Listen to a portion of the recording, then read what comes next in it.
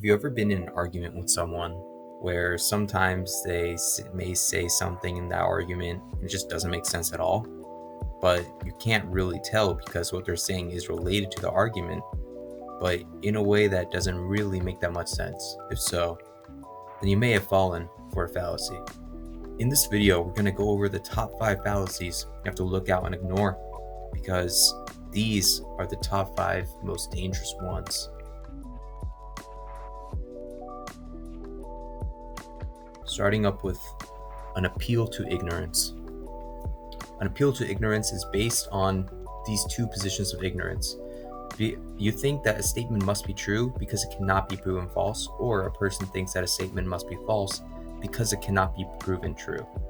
One example of this is with our favorite flat earth society. You can never prove to a flat earther that the earth is round because you just can't take them up in a rocket, take them in a spaceship, and make them see for themselves for obvious reasons. Like, you can't pay for their trip to go up into a rocket, and you can't just show them a picture because they'll just reject it and say that it's staged. So it's an appeal to ignorance. Also, another fun one is this idea that politicians are reptile aliens or birds are government drones. Most people aren't going to dissect a bird to see whether it's a government drone or not. And most people aren't going to dissect politicians to see if they are actually aliens. The fourth fallacy is equivocation.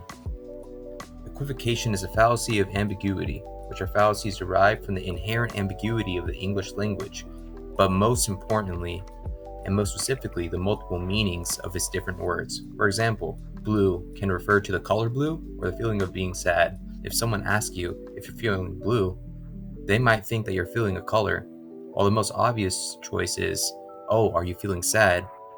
People use equivocation fallacy to mean, oh, you're feeling the color blue. And also, hot can refer to the uncomfortable sensation of the outside temperature being too high to perform homeostasis comfortably, or it can refer to attractiveness. And the main culprits of equivocation are dad jokes. Here's an example caused by the different meanings of a specific word. The son says, wow, look at that guy. In the gym, he's built. And then the dad says, out of what? Bricks? Straw? That's a classic example where, in this context, built is used to refer to a man who has well-endowed muscles. But the dad is using this as an equivocation fallacy to refer to the word built as made out of something, as in a construction use. That's why he says out of what? Bricks and straw.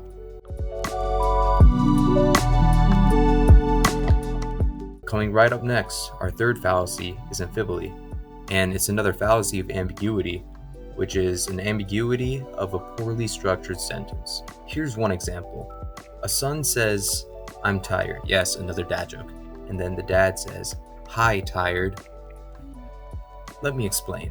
When you usually introduce yourself, you say something like, hello, I'm Josh, or I'm Jake, something like that. But when the son says, I'm tired, the dad uses that ambiguity to play a joke on how his son is calling himself tired. So when the dad says, hi, tired, he's using the ambiguity of how you introduce yourself in the English language to play a joke on his poor son. And this is why this fallacy is just so deadly. It's very hard to avoid. The only way the poor son could have avoided the ambiguity is by saying, I find myself embroiled in a current situation of lethargy. And then the dad could take no advantage of this, but obviously there aren't many situations where you're going to say that. The second fallacy is an appeal to an unqualified authority. An appeal to an unqualified authority is an appeal on emotions of people who idolize certain authorities, basically celebrities, even when they don't know what they're talking about. So basically, anytime you see a commercial with a famous figure in it, a celebrity or an athlete or a musician they star in a commercial, 95% of the time, it is an appeal to an unqualified authority because they don't know what they're talking about. Examples, Pete Davidson talking about water. Is he a water expert? I drink it all the time, so am I. And then you have LeBron James talking about Sprite Cranberry. What does LeBron James know about Sprite? I bet he's never even drinking a Sprite cranberry in his life. And he's an athlete. Why would he care about fizzy drinks? And this is honestly very harmful because it preys on the hopes and dreams of little children who want to be just like their idols and the wallets of their burnt out parents. And for our final fallacy, ad hominem. It is the most effective and widely used fallacy based on attacking another person based on their character and not on their argument. Anytime someone insults you or anytime someone says something about you that's not relevant to the discussion at hand, you're using ad hominem, and it's unfortunately very effective. Dismissing someone's argument based on something irrelevant about them, like they're a moron, they don't know how to drive, and using that insult to base your entire argument off of that. That's why it's so deadly. That's why it's so powerful. And sometimes ad hominem is especially dangerous because it gives off the impression of being a good argument. Basically, when it calls out someone's hypocrisy, ad hominem is especially powerful. Here's an example. A meat eater says we should stop eating meat because it's bad for the environment, which is a true argument. Meat is very bad for the environment and is one of the main causes of global warming. But a person employing ad hominem towards the meat eater would say, yet you eat meat, thus your argument is invalid. And that sounds like a sound rebuttal because a meat eater is saying we should stop eating meat. That isn't the most trustworthy person to be saying this, but still, the actual argument that the meat eater is making is 100% valid.